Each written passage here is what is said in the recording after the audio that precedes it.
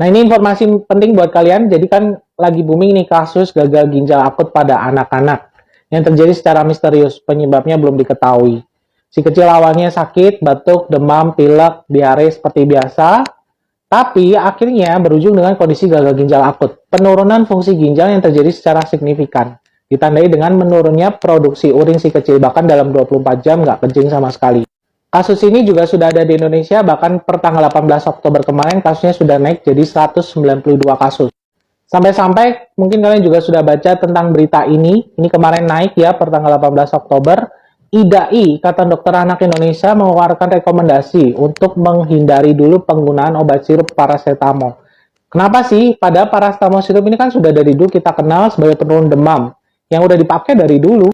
Jadi rekomendasi itu keluar atas dasar temuan kasus ini ya, di mana puluhan anak yang meninggal akibat gagal ginjal akut di Gambia di Afrika itu, ternyata setelah ditelusuri, salah satu pemicunya adalah penggunaan obat sirup batuk yang sudah terkontaminasi oleh bahan kimia etilen glikol dan juga dietilen glikol. Nah, ini beberapa merek obatnya yang diduga sebagai pemicu ya, kasus di Gambia itu tadi. Obat-obat ini adalah produksi dari farmasi India. BPOM sudah merilis kalau obat-obat ini tidak ada di Indonesia, tidak terdaftar di Indonesia, dan tidak diedarkan di Indonesia. Jadi sebenarnya ya nggak perlu khawatir juga.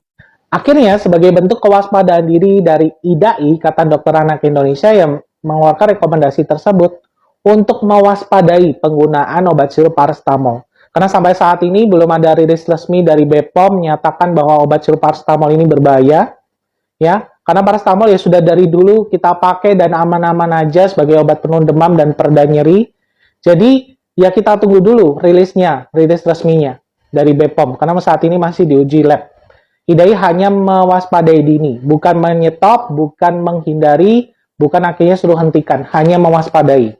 Ini bukan akhirnya membuat kalian para orang tua jadi panik, takut mau pakai obat sirup paracetamol. Balik lagi, ini belum terbukti sebagai penyebab dari kasus gagal ginjal akut tadi yang terjadi pada anak-anak. Alternatifnya gimana kalau misalnya anak saya demam nih dok, saya sudah dengar berita itu udah parno duluan. Ya sebenarnya kalian bisa redakan dulu demam si anak dengan mengompres air hangat, atau bisa juga menggunakan obat penurun demam paracetamol selain sirup kalau misalkan memang kalian masih waspada banget.